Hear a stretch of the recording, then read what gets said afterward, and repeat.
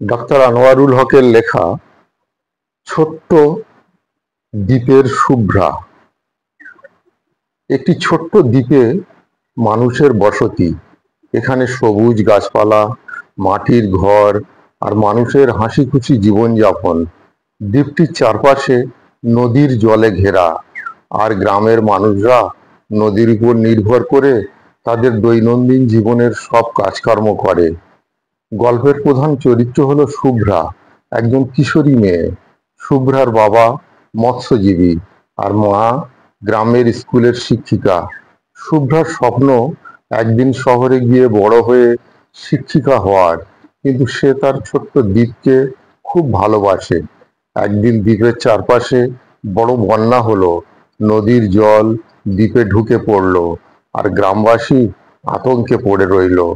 সবাই একে অপরের সাহায্য করার জন্য এগিয়ে এলো।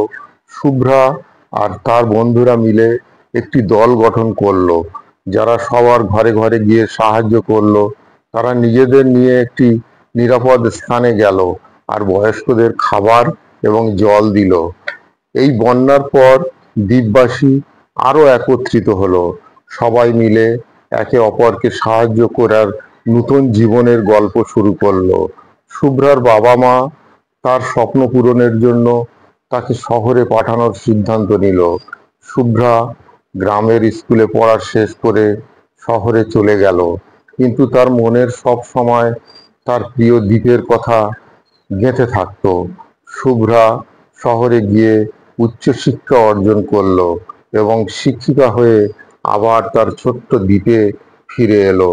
সে তার গ্রামের শিশুদের পড়াতে শুরু করলো, আর সবাই তাকে নিয়ে গর্বিত হলো। শুভ্রার নেতৃত্বে দ্বীপের শিক্ষা এবং জীবনযাত্রা আরো উন্নত হলো। সে প্রমাণ করলো যে স্বপ্নের পেছনে লেগে থাকলে তা একদিন সত্যি হয়। এভাবেই ছোট্ট দ্বীপের গল্পে দেখা যায় কিভাবে একজন কিশোরী মেয়ে তার স্বপ্ন পূরণ করে তার গ্রামকে উন্নত করলো।